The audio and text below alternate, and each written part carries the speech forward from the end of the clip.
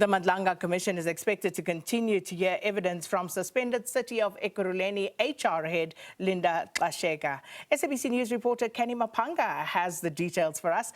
Canny, good morning. And of course, we're back to Ekurhuleni matters. But yesterday was also quite interesting with the whole matter of sick notes that we've seen during phase 2 of the Commission's work. Please talk to us about those.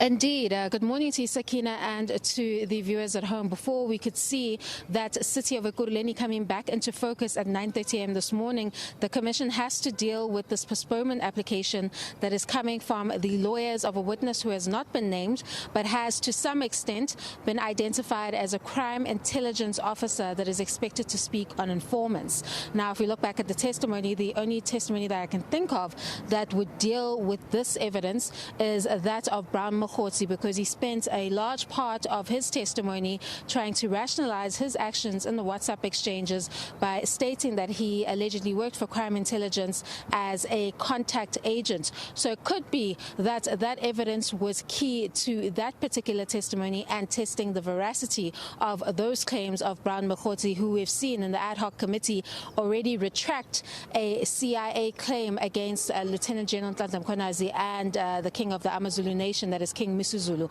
But essentially what took place yesterday is that the Commission is now noticing a trend or a possible pattern or problem, if we could put it that way, that will come up during phase 2 of the testimony, where you are dealing with witnesses who may not actually want to have their turn before the Commission and may use sick notes as a reason not to come to the Commission. The difficulty with this particular documentation is that it actually wasn't legible according to the Commission's bench and the evidence leader, and we're seeing them come up with different solutions, such as maybe they'll even need to call the doctors that issue out these letters to come and testify, or rather give them affidavits to sign with respect to these particular sick notes, because it seems that the Commission is now taking a tougher stance on those phase 2 implicated persons who may not want to come before the Commission and will use that sick note as a means to evade their testimony before the probe. And this is all taking place at a time where the deadline is fast approaching.